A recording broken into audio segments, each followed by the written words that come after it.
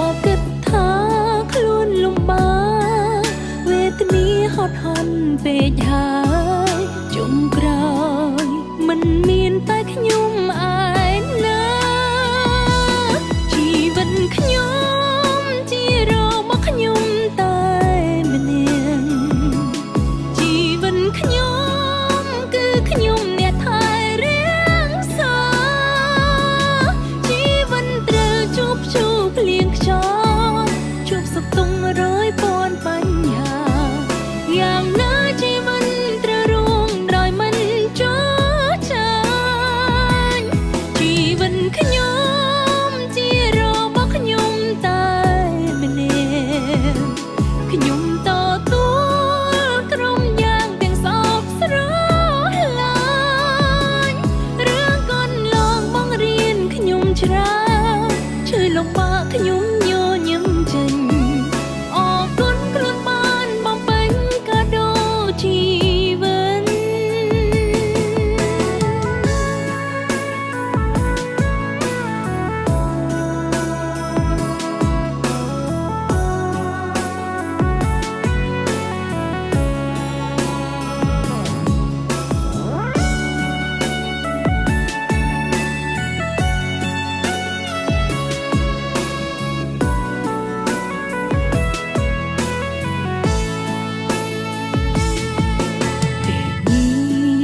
ទើបខ្ញុំយល់ពីខ្លួ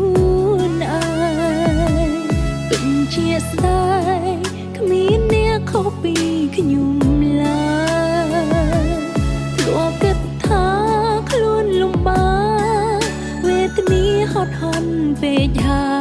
យចុងក្រោយមិនមានតែខ្ញុំឯណាជីវិតខ្ញុំជារបស់ខ្ញុំតែខ្ញុំគឺខ្ញុំអ្នកថែរាងសាជីវិតត្រូវជួបភ្លៀងខ្យល់ជួបសុខទុក្ខរយពាន់បញ្ហាយ៉ាងណាជីវិតត្រូវរួងដោយមិនចោលចាញ់ជីវិតខ្ញុំជារបស់ខ្ញុំតែម្នាក់ខ្ញុំតទួលក្រុមយ៉ាងទាំងសោកស្រឡា